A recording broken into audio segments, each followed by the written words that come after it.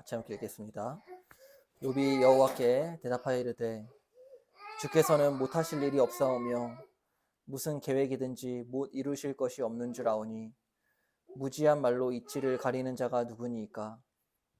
나는 깨닫지도 못한 일을 말하였고 스스로 알 수도 없고 헤아리기도 어려운 일을 말하였나이다. 내가 말하겠사오니 주는 들으시고 내가 주께 묻겠사오니 주여 내게 알게 하옵소서.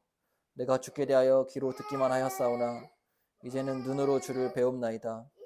그러므로 내가 스스로 거두어드리고 티끌과 제 가운데에서 회개하나이다. 여호와께서 욥에게 이 말씀을 하신 후에 여호와께서 대만 사람 엘리바스에게 이르시되 내가 너와 내 뒷주 친구에게 놓아노니 이는 너희가 나를 가리켜 말한 것이 내 종 욥의 말같이 옳지 못함이니라. 그런즉 너희는 수소 7과 수량 7을 가지고 내 종 욥에게 가서 너희를 위하여 번제를 드리라. 내 종 욥이 너희를 위하여 기도할 것인즉 내가 그를 기쁘게 받으리니 너희가 우매한 만큼 너희에게 갚지 아니하리라. 이는 너희가 나를 가리켜 말한 것이 내 종 욥의 말같이 옳지 못함이라. 이에 대만 사람 엘리바스와 수아 사람 빌닷과 나아마 사람 소발이 가서 여호와께서 자기들에게 명령하신 대로 행하니라. 여호와께서 욥을 기쁘게 받으셨더라. 욥이 그의 친구들을 위하여 기도할 때 여호와께서 욥의 공경을 돌이키시고 여호와께서 욥에게 이전 모든 소유보다 갑절이나 주신지라. 이에 그의 모든 형제와 자매와 이전에 알던 이들이 다 와서 그의 집에서 그와 함께 음식을 먹고 여호와께서 그에게 내리신 모든 재앙에 관하여 그를 위하여 슬퍼하며 위로하고 각각 캐시타 하나씩과 금고리 하나씩을 주었더라. 여호와께서 욥의 말년에 욥에게 처음보다 더 복을 주시니 그가 양 14,000과 낙타 6,000과 소 1,000결이와 암나귀 1,000을 두었고 또 아들 7과 딸 3을 두었으며 그가 첫째 딸은 여미마라 이름하였고 둘째 딸은 그시아라 이름하였고 셋째 딸은 게렌 합북이라 이름하였으니 모든 땅에서 욥의 딸들처럼 아리따운 여자가 없었더라. 그들의 아버지가 그들에게 그들의 오라비들처럼 기업을 주었더라. 그 후에 욥이 140년을 살며 아들과 손자 4대를 보았고 욥이 늙어 나이가 차서 죽었더라. 아멘.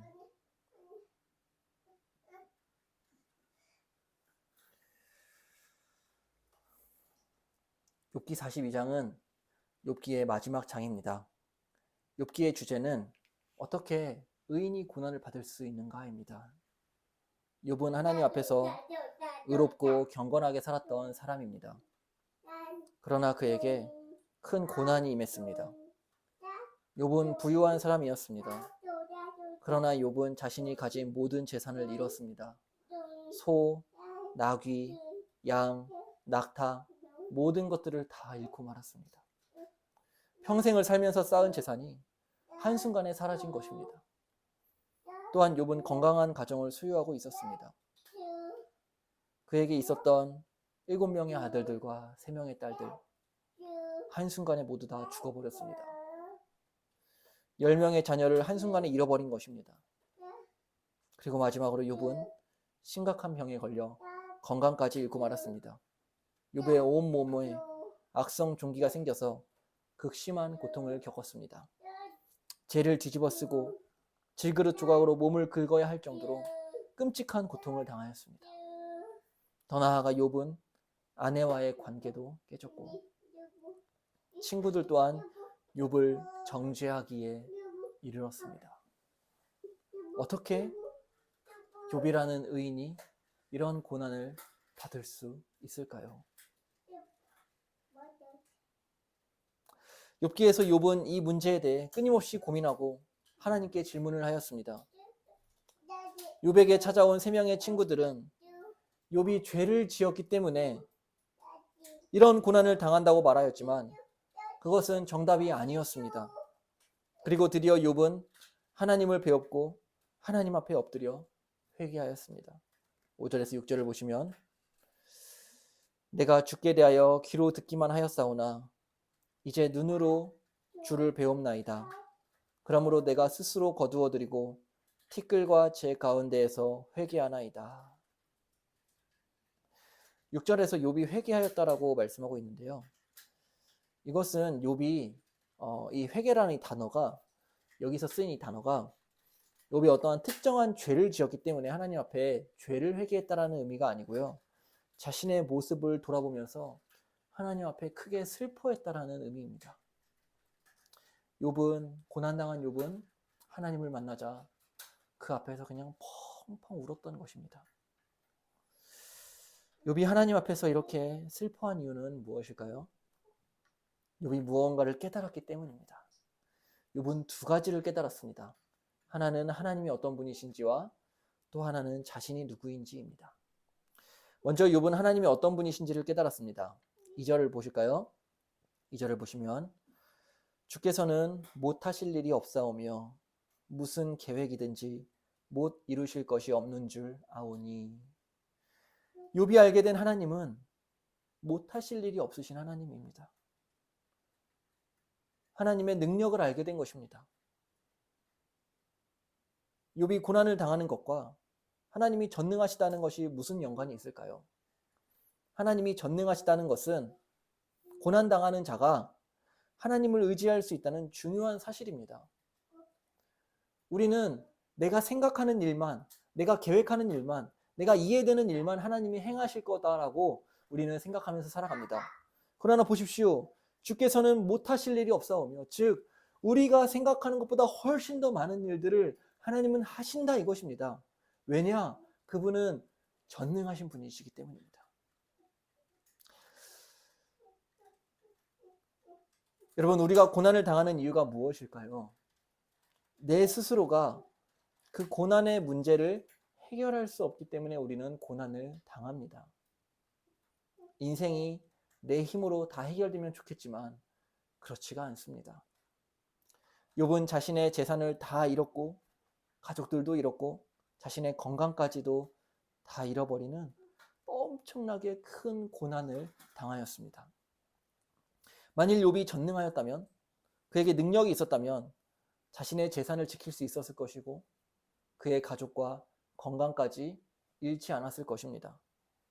하지만 욥에게는 그러한 능력이 없었습니다. 욥은 자신에게 있는 모든 것을 잃으면서 자신이 아무것도 아닌, 아무런 능력이 없는 무능한 자임을 알게 되었습니다. 우리도 마찬가지입니다. 경제적으로 부유하고 인간관계가 잘 되고 건강할 때면 마치 내가 무슨 능력이라도 있는 것처럼 교만한 생각이 듭니다. 그러나 우리가 내가 가진 것을 하나씩 잃어갈 때면 그때 비로소 나라는 존재가 정말 아무것도 아니구나 라는 것을 깨닫게 됩니다. 물론 깨닫지 못하는 사람들도 있지요. 우리는 고난당할 때 하나님이 전능하시다라는 사실, 즉 주께서는 못하실 일이 없으시다라는 사실, 무슨 계획이든지 다 이루신다라는 사실을 우리는 잊지 말아야 할 것입니다. 하나님은 전능하십니다. 무슨 일이든지 다 하실 수 있습니다. 고난당할 때 우리가 피할 곳은 하나님의 품입니다. 하나님은 무슨 일이든지 다 하실 수 있기에 우리에게 고난을 주실 수도 있고 동시에 그 고난을 거두실 수도 있습니다.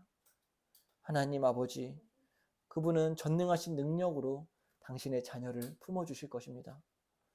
또한 고난당하는 욥에게 하나님이 전능하시다는 사실은 하나님은 이루지 못할 계획이 없다라는 사실을 알려줍니다. 2절에 주께서는 못 이루실 것이 없는 줄 아오니. 그렇습니다. 하나님은 이루지 못할 계획이 없습니다. 이것이 고난당하는 우리에게 무슨 의미가 있을까요?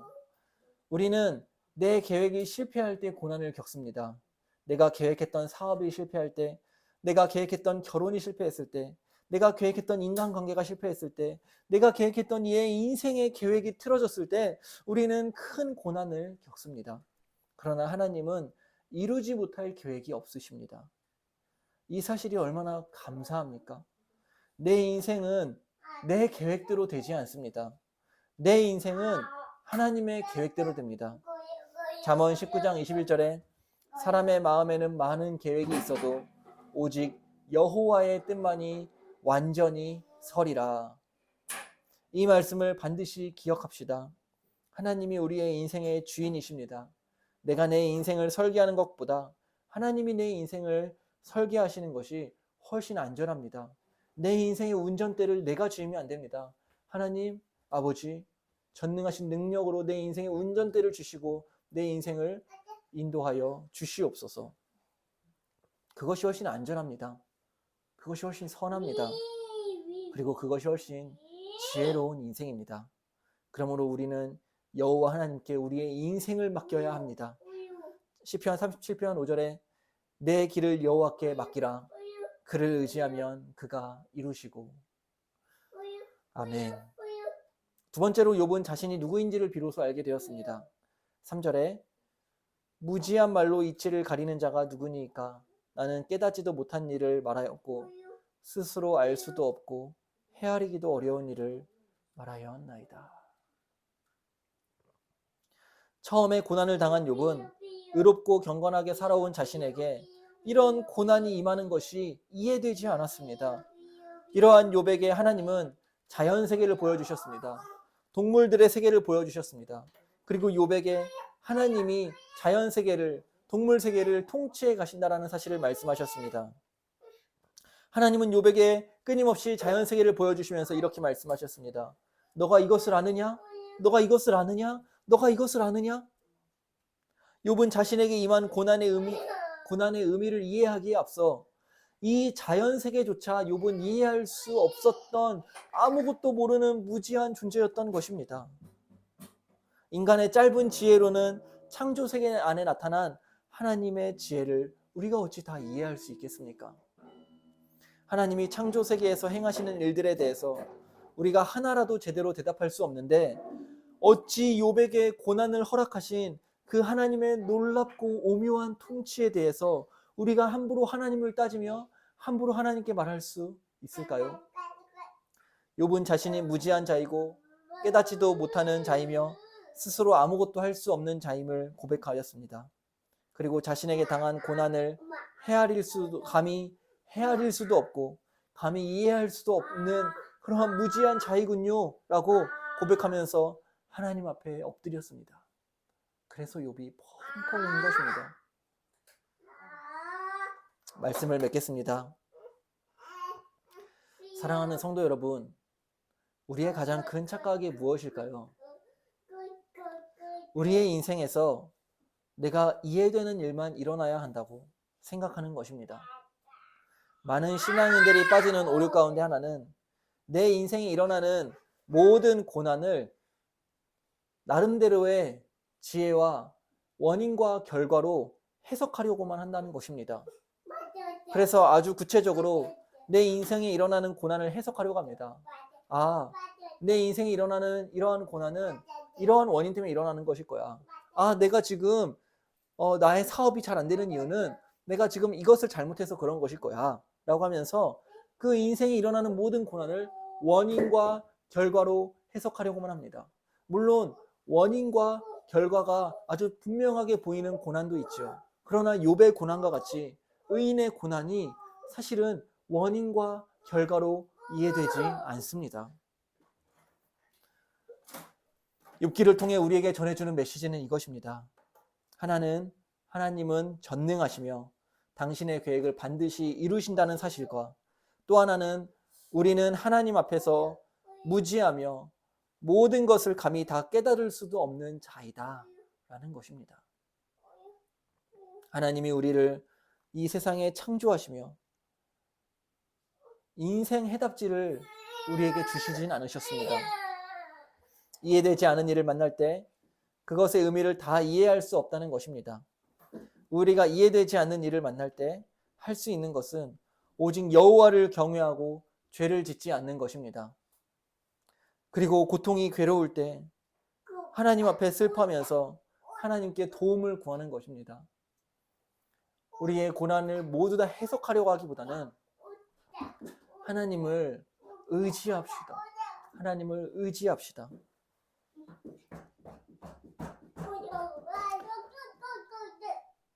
의로운 욥이 고난을 당하였을 때 끊임없는 고민 가운데 내린 결론은 그 고난의 의미를 깨달은 것이 아니라 하나님 앞에서 자신이 무지한 존재이구나. 내가 이 고난의 의미를 감히 깨달을 수 없는 너무 무지한 존재이구나라는 것을 깨달은 것입니다. 그리고 자신의 그 무지함 앞에 하나님 앞에 펑펑 울면서 통회한 것입니다. 6절입니다. 그러므로 내가 스스로 거두어드리고 티끌과 재 가운데에서 회개하나이다. 우리도 하나님 앞에 하나님, 내가 내 지식과 내 경험으로 내 인생에 일어나는 모든 일들을 내 뜻대로만 해석하려고 하였던 교만함을 회개해야 할 것입니다. 그리고 하나님은 회개하는 욥을 즉각 도우십니다. 12절부터 17절까지입니다. 여호와께서 욥의 말년에 욥에게 처음보다 더 복을 주시니 그가 양 14,000과 낙타 6,000과 소 1,000결이와 암나귀 1,000을 두었고 또 아들 7과 딸 3을 두었으며 그가 첫째 딸은 여미마라 이름하였고 둘째 딸은 그시아라 이름하였고 셋째 딸은 게렌합북이라 이름하였으니 모든 땅에서 욥의 딸들처럼 아리따운 여자가 없었더라. 그들의 아버지가 그들에게 그들의 오라비들처럼 기업을 주었더라. 그 후에 욥이 140년을 살며 아들과 손자 4대를 보았고 욥이 늙어 나이가 차서 죽었더라. 사랑하는 성도 여러분, 지금 고난을 당하고 있습니까? 여러분의 인생을 포기하지 마시고 소망을 잃지 마시고 하나님의 역사하심을 기대하십시오. 절대 우리는 낙심하지 말아야 될 것입니다. 내 삶을 긍정적으로 기대해도 우리의 인생에는 고난이 찾아올 수 있습니다. 그래도 우리는 기대합시다. 소망을 잃지 맙시다. 고난을 당할 때 하나님 앞에서 욥과 같이 우리가 마음을 내려놓고 슬퍼합시다. 그리고 하나님을 의지합시다. 하나님은 선하십니다. 우리의 인생을 향해 선한 뜻을 품고 계시며 하나님의 자녀를 절대 망하게 하지 않으십니다. 하나님은 전능하신 능력으로 우리를 향한 하나님의 선한 뜻을 반드시 이루실 것입니다. 하나님은 이루지 못할 계획이 없으십니다. 이것이 바로 욥기의 결론입니다. 내 인생에 일어나는 모든 고난을 내 뜻대로 해석하는 것을 내려놓고 전능하신 하나님, 이루지 못할 일이 없으신 그 능력이 많으신 하나님만을 철저히 의지해라. 이것이 바로 욥기의 결론입니다. 우리 한번 같이 마음을 모아서 기도할까요? 하나님, 우리를 도와주시옵소서. 주여 우리를 도와주시옵소서라고 우리 함께 전능하신 하나님을 의지하면서 기도하며 나아가겠습니다. 자비로우신 하나님 아버지, 하나님의 능력을 의지하며 살게 하여 주시옵소서. 아버지 하나님, 우리의 인생 가운데에, 우리의 가정과 또 이 나라 가운데에 때로는 우리가 이해되지 못할 일들을 만나게 될 때가 있습니다. 악인이 형통하고 의인이 고난을 당하는 불합리한 일들을 마주할 때가 있습니다. 하나님은 이루지 못할 일이 없으시고 하나님은 전능하셔서 뜻하신 바를 하나님 다 이루어 가실 줄을 믿습니다. 하나님 아버지, 내 생각과 내 경험으로 모든 일들을 교만하게 해석하지 아니하고 하나님께 맡겨드리는 하나님 믿음을 더하여 주시옵소서. 우리의 구원자 되시는 전능하신 하나님 아버지, 하나님께서 욥의 인생을 이끌으셨듯이 하나님, 이 세상에 일어나는 모든 일들이, 특별히 우리의 인생 가운데 일어나는 일들이 원인과 결과로 다 해석되지는 않은 줄을 믿습니다. 하나님 아버지, 때로는 우리가 이해되지 않는 고난을 만날 때에 하나님 앞에 통하며 욥과 같이 슬퍼하며 하나님을 의지할 수 있는 믿음을 주시옵소서. 아버지 하나님, 주님 우리를 도와주시길 바라옵나이다. 하나님 아버지, 저희를 도와주시옵소서. 주님 은혜를 내려주시옵소서. 하나님 아버지, 하나님 아버지, 은혜를 내려 주시옵소서. 아버지 하나님, 하나님 아버지, 주여 은혜를 내려 주시옵소서. 주여 은혜를 내려 주시옵소서. 하나님 아버지, 하나님께서 우리의 인생을 이끌어가 주시고, 하나님께서 우리 인생의 주인이 되어 주시고 친히 다스려 주시옵소서. 주여 은혜를 내려 주시옵소서.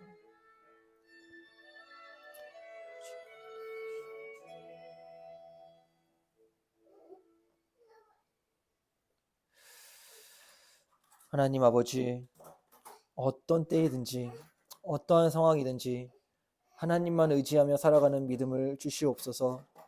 이번 한 주간 우리가 주님 앞에서 살아갈 때에 오직 믿음으로 살게 하여 주시고 소망으로 살게 하여 주시옵소서. 예수님의 이름으로 기도하옵나이다. 아멘. 하늘에 계신 우리 아버지여, 이름이 거룩히 여김을 받으시오며 나라가 임하시오며 뜻이 하늘에서 이루어진 것 같이 땅에서도 이루어지이다. 오늘 우리에게 일용할 양식을 주시옵고 우리가 죄 지은 자를 사하여 준 것 같이 우리의 죄를 사하여 주시옵고 우리를 시험에 들게 하지 마시옵고 다만 악에서 구하시옵소서. 나라와 권세와 영광이 아버지께 영원히 있사옵나이다. 아멘.